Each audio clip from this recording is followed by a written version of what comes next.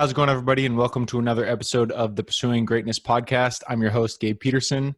This is the place where you can learn how to master your health, your wealth, and your love all in one place. So I hope you look forward to another great episode with another great guest. Before we get started, I do want to remind everybody that the best way to support the show is to simply subscribe, like, and share this episode with your friends. Also, if you want to get more involved with the show, check out our website at pursuinggreatnesspodcast.com.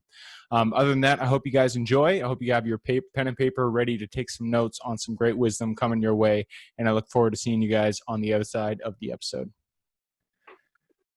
All right. And we are live. Today we have with us Simon Maryan, former Royal Marine and human intelligence specialist who survived 3 kidnappings and through that experience developed extremely strong psychological and mental resilience.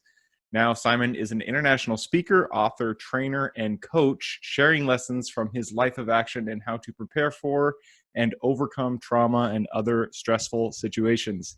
Simon, thank you very much for joining us today. How are you doing today? I'm good, thank you. Yeah, it's my pleasure. I'm very grateful for the invite to chat. So, yeah. Awesome. I love it. So to get us started, why don't you tell everybody, who you are, where you're from? I know you're calling from across the seas. So who you are, where you're from, and how you got started in coaching trauma in the first place. Okay, so I currently live in the northeast of Scotland, about 40 miles north of Aberdeen, which is generally cold and wet. Just like Seattle. Yeah. Yes. I'm from a long line of military in my family, and I was born in the opposite southwest corner of England, and I now live in the northeast of Scotland. My dad was a Royal Marine and helicopter pilot, and then he went to commercial flying when he left. So we went to Scotland with the oil and gas industry. So he's flying out to and from the rigs, etc. So I've been kind of in and around Scotland since about 1978. So it's been a long time. Oh, wow. And with my career in the military, it was the beginnings of my developing a hard outer shell, I think would be a good description. Which is very necessary in life these days.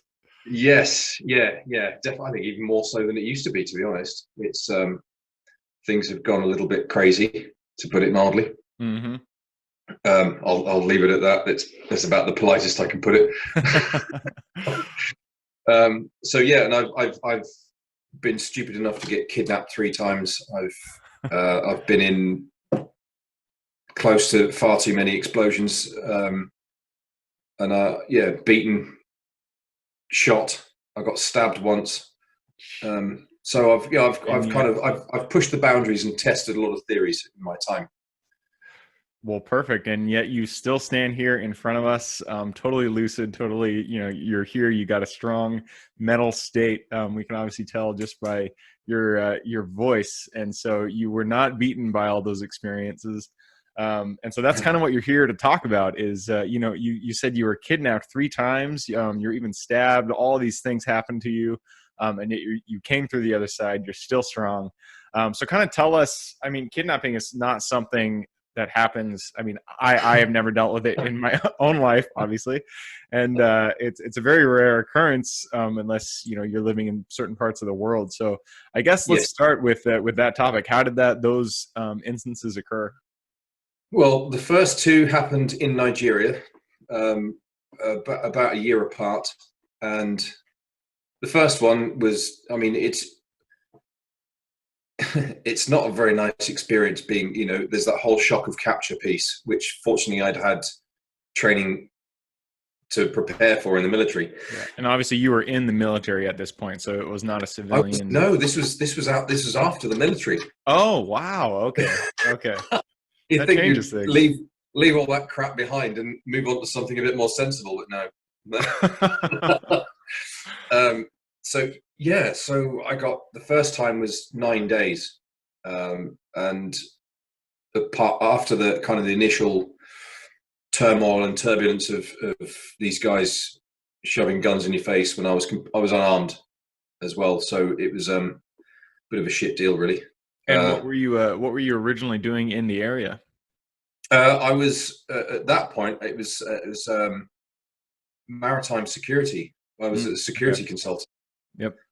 On that occasion, and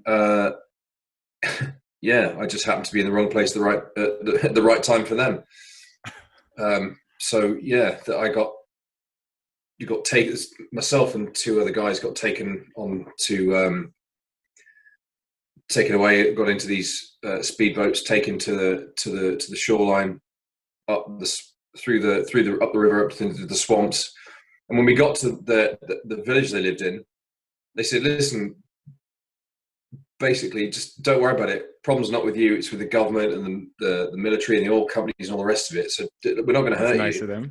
They gave us a mattress, a mosquito net, malaria tablets. The only problem was they fed us 3 times a day, but they said we can't give you water because the water's too expensive. We need that for us.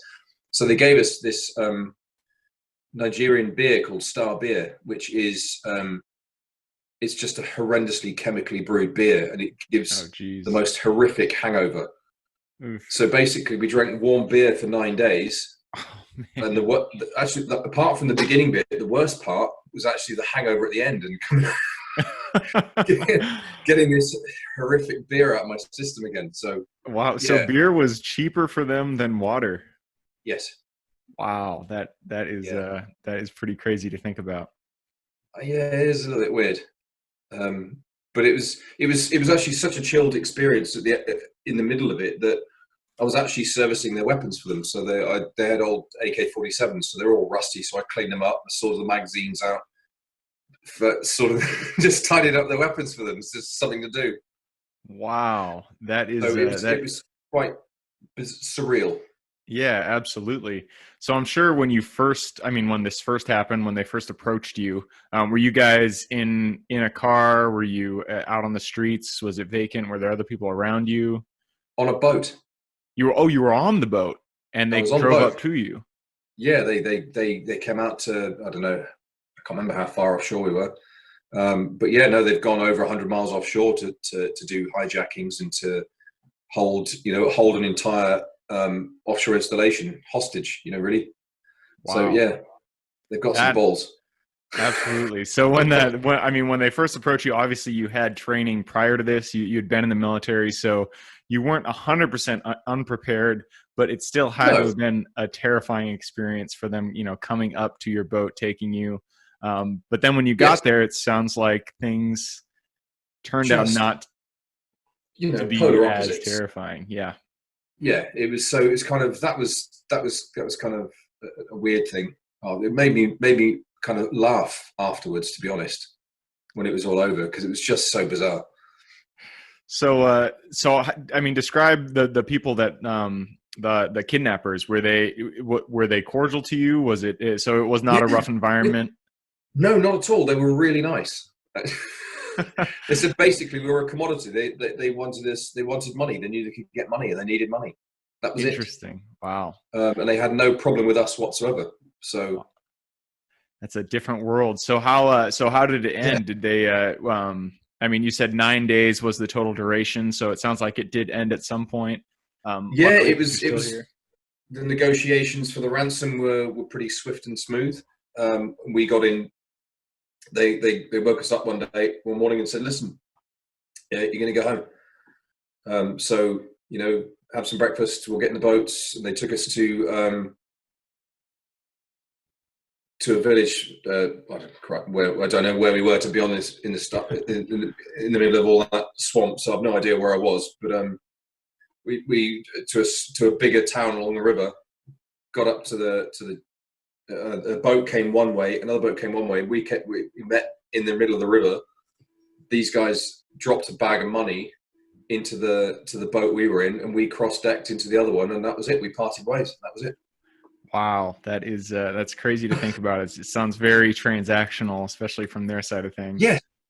Yeah, very. It was just business. That was it. Nothing personal, and they were really quite pleasant during our stay. But still, at the beginning, it had to have been a terrifying experience, and this was not your only one. It sounds like you've had 3 of them. Yes, yeah, I do. Yeah, yeah. Talk about an idiot. Honestly, you'd think I'd learned the first one. Well, I mean, nobody could blame you for it. It sounds like you were not. I mean, just wrong place, wrong time, obviously. Yeah, job sooner would have been good, I think. But but it's no, it's that age-old saying, every cloud. So you look on the positives. What can you gain from it? And I learned a lot about it. The first one, I learned a lot about the culture and the people, kind of at the heart of Nigeria. You know, the everyday people outside of the towns and cities, and learned a lot about the problems, which was quite an eye opener. I knew that things were bad, but I didn't realise they were as bad as they were. Absolutely. So yeah, met some very nice people actually. In the grand scheme of things, the second time around was a very different story. Again, there's the whole shock or capture, because it always happens in the middle of the night, and it was lots of gunfire and a couple of explosions, and then again on a boat, and it was yeah, very very different. I've got as many people below deck as I could, and as I was trying to get the last few, these guys came screaming through the doorway, and myself and the 4 people I was with ended up having another holiday. Oh man. But this wasn't good. They beat the crap out of us this time.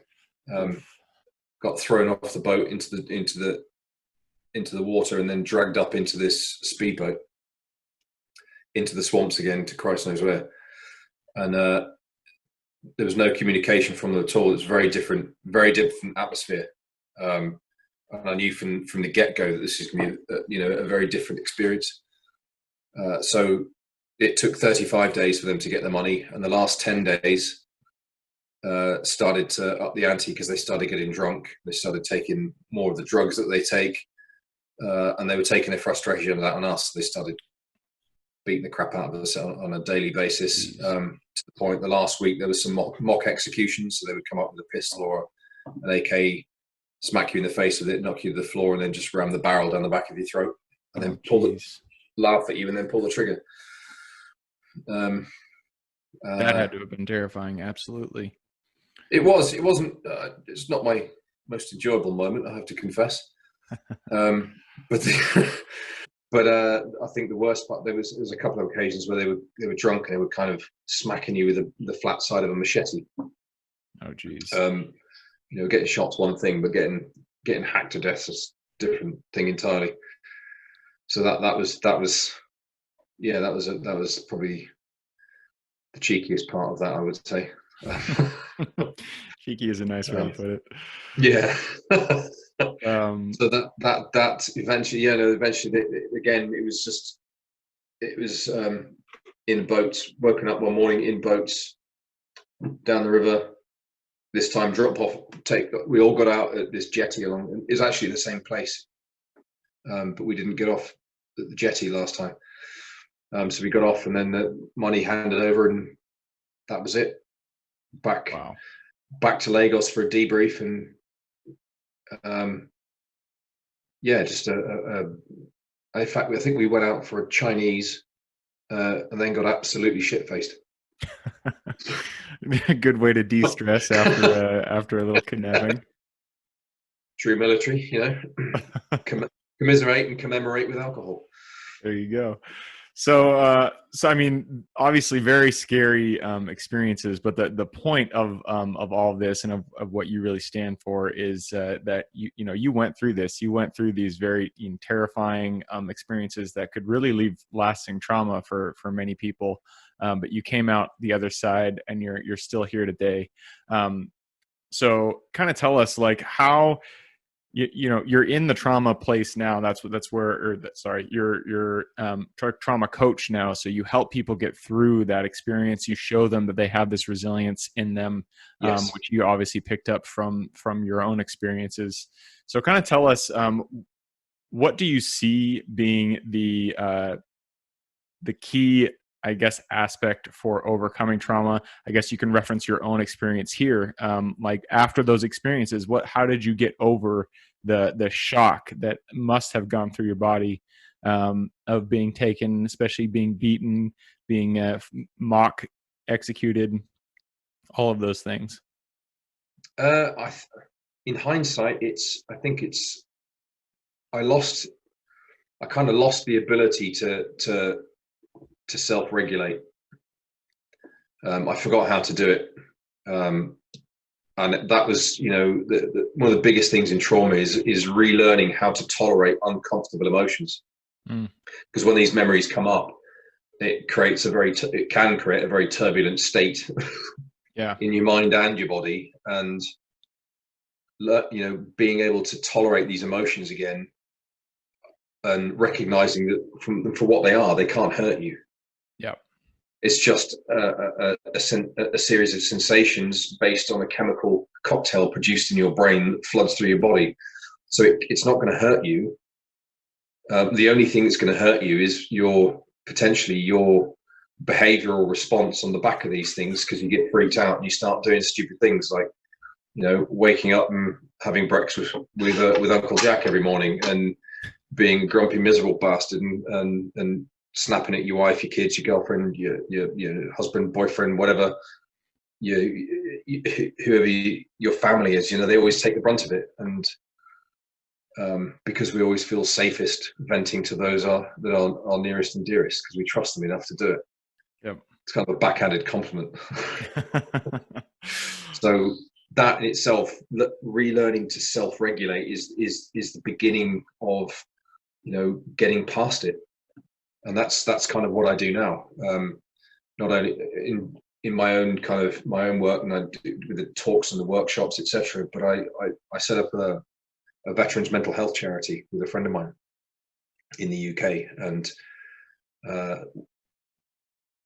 it started in December 2017, and it's just, we've tripled the people we treated in the last 3 years. So it's and this is what we do. Is the first thing we do is we teach people to self-regulate, because these guys have, some guys have done 2 or 3 tours of Iraq, 2 or 3, 4 sometimes tours of Afghan, and it's, it takes its toll.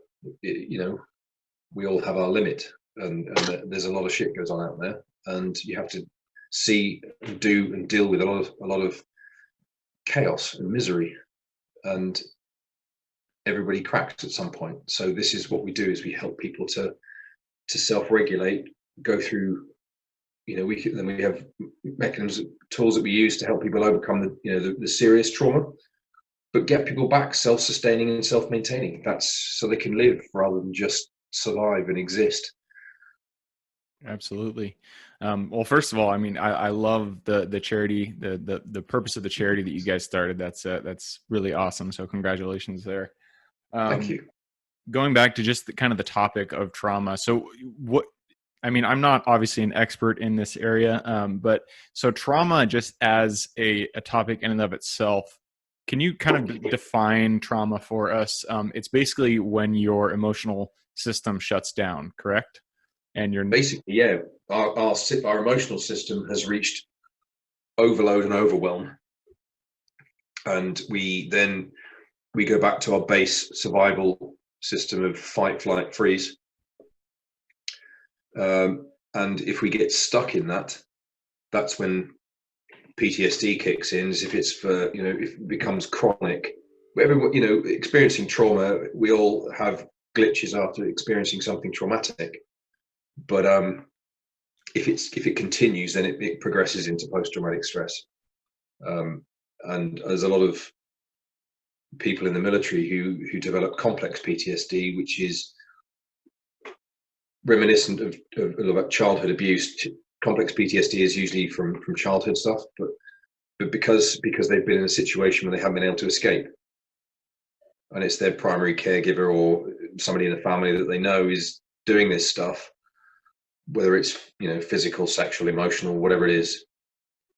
But the parallel is that when you're on a tour in Afghan or Iraq, you can't escape, and you're going outside the wire every day, not knowing whether you're going to stand on an IED, whether somebody's going to shoot you, whatever's going to happen. So you've got the threat of death all day, every day, and that's where that replication comes in, and the parallel. So yeah, it's and people can overcome some horrific trauma. I know people who have overcome some of the worst things in the world, as far as I'm concerned. And this is the thing, it's very subjective. You know, one person's trauma, it cannot be compared to somebody else's because it depends on what you've experienced in your life. Yeah, absolutely. I've read a little bit on the topic, and that's the one thing that really jumped out to me when I was reading about it, is that PTSD trauma, you always think of, being taken kidnapped in Nigeria, or being in war, or being shot at, but it can also happen in very mundane situations when you're growing up, or situations like Yes, that, and you can't necessarily compare the two, because it is an emotional experience, and it really has nothing to do per se with the objective experience happening around them. absolutely. So sorry, didn't mean to cut you off there. Keep going. No, no, no, it's fine. No, no, go. So, so I mean, trauma, especially when dealing with veterans, people that have gone into war, it happens because they're in this emotionally charged situation, and they're never able to leave that situation. They're constantly on edge. They're constantly, Yep. looking out, fearing for their life, and for some reason they're just not able to shut it down to the point where their system gets stuck. And once that system gets stuck, that's when things like PTSD start to happen. And so, I mean, this happens every day. It happens to many people out there. So what you've already mentioned, that what you need to get back to, once you have something like this happen to you, once you get emotionally dysregulated, what you need to get back to is uh, being able to regulate your own emotions, being able to deal with your own emotions again. Yeah. So what are, I mean, for people listening, watching, what are really some good tips? Obviously, I would never suggest, if you do have PTSD or anything like that, go to a professional, get professional help. Definitely.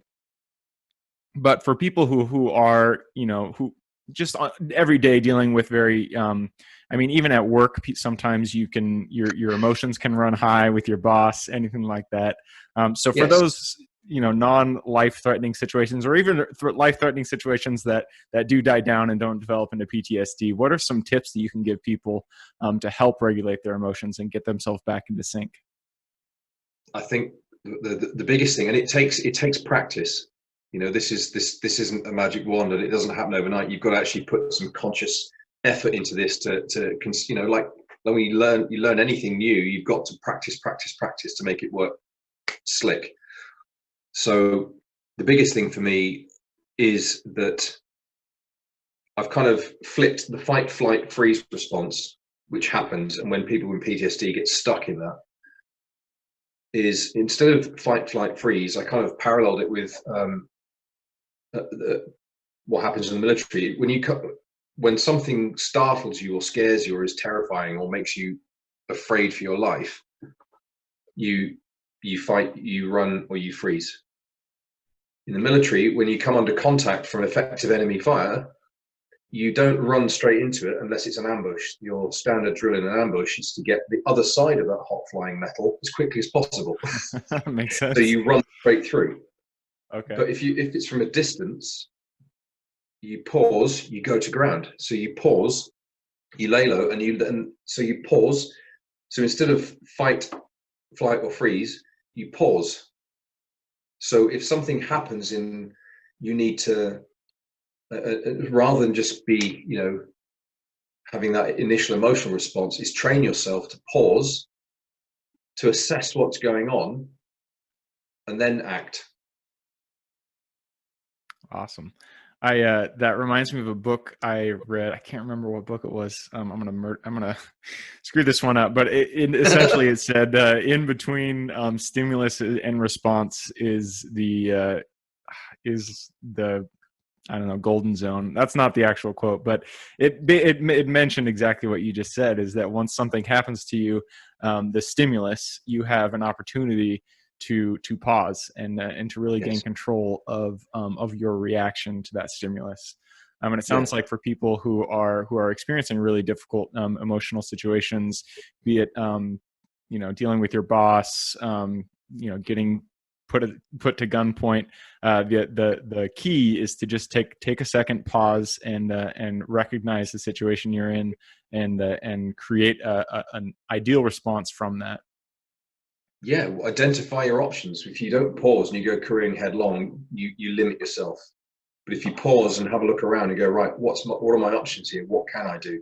What can I say? How can I respond? How can I behave? What's the best way for me to feel in this situation? Yep. Awesome. So I'm going to shift gears just a little bit here. We do try to keep these episodes to around 20 to 30 minutes. So we are kind of veering into the end here. But I wanted to ask a little bit about what you do today. You already mentioned you have a charity, and you're also a coach and a speaker. So kind of tell us, what is it that you do, and what do you give out there in the world? Okay, so I really talk about a lot of the stuff we've talked about here in terms of I like to share some of the stuff that I've learned and some of the things that I've kind of adapted and created myself to help keep myself on track in stressful situations. So I teach other people, and that's so I do the speaking side of things is doing obviously it's a lot of corporate work. So talking about managing stress in managing emotions in high stress environments, whether that's in the office or whatever. If there's a particular project that's got a really tight deadline, all this sort of just applying all this stuff in so many different ways and on lots of different levels, so that people can apply it in everyday life. Whether your kids are driving you nuts and you're trying to get them out the door to go to school and you're late for work and you can't find your car keys, and all this just normal everyday mundane stuff that just drives you nuts. But so it's applying that, and I do run workshops, and I do coaching for all sorts of people, right? And to the point where people with the charity is we provide a free service, obviously, for for anybody who's been in uniform. That's extended to all UK uniform services, so police, fire, paramedics, all our NHS staff, the health workers, and because there are so many veterans in those services, it just seemed a bit silly to kind of ignore the rest of them. It'd be a bit unfair. Makes sense. And we teach a course on self-regulation, which is it's a psychological first aid course. So we teach that.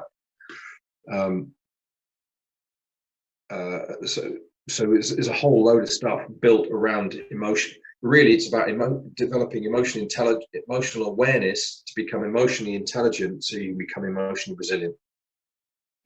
Awareness to intelligence to resilience. I like that progression.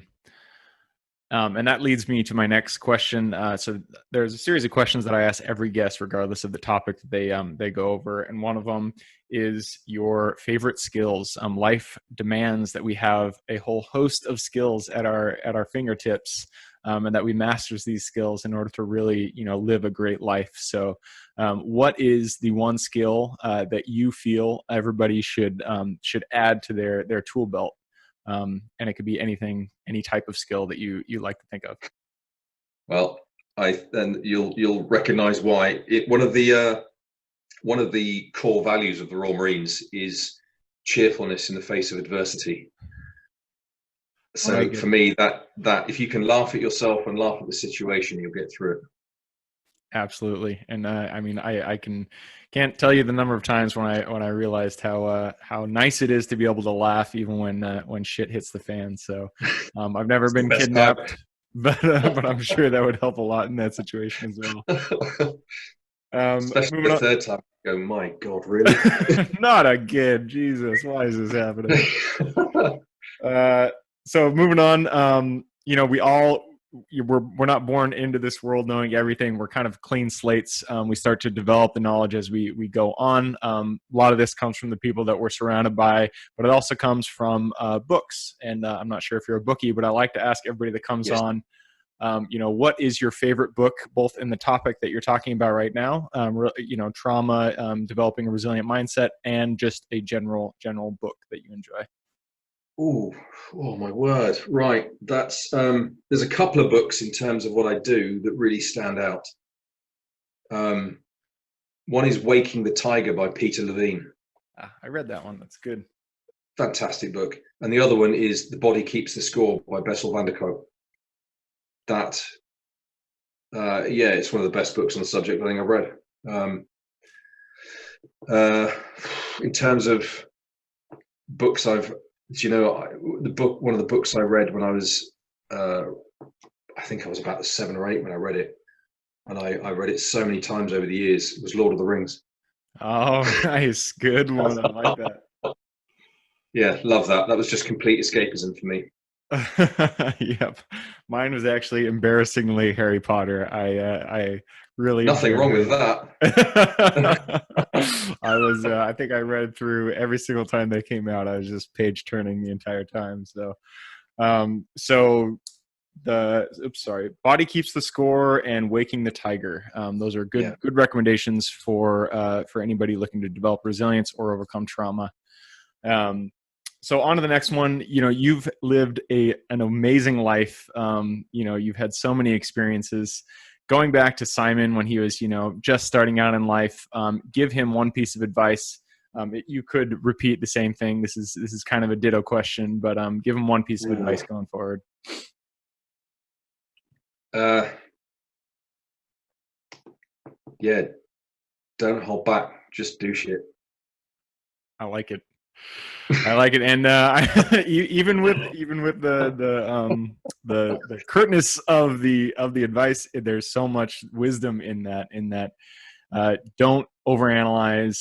Don't get stuck on the sidelines. Just get out there, get doing things, and let life let life happen as you get into it, and remember to pause when those emotionally charged situations do occur. Beautifully put. Perfect. So Simon, thank you very much for coming on the show today. I appreciate having the conversation with you, and I'm sure everybody listening and watching has appreciated the wisdom that you've given them. I always like to ask guests, you've given us a lot. So if you were to receive something, be it maybe a book recommendation, a client, anything like that, what would you want to receive?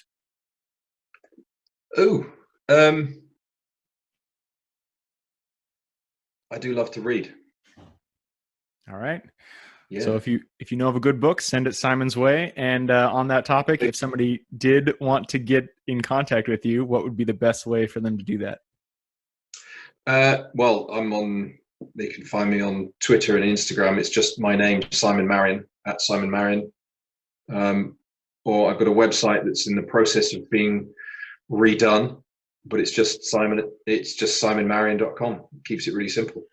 Perfect. So reach out to him, SIMONMARYAN.com. That's simonmaryan.com, or you can find him on Twitter as well. And generally, I put people's LinkedIn profiles in the show notes. So if Simon has one of those, I will stick it in there. So again, Simon, thank you for coming on. I appreciated it. For everybody that's here joined us today, thank you for sharing this journey.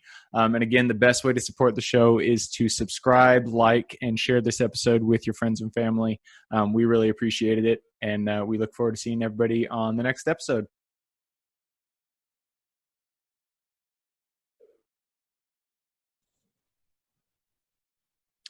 Thank you guys for sticking with us on another episode of the Pursuing Greatness podcast. I hope you got a lot of value out of that guest.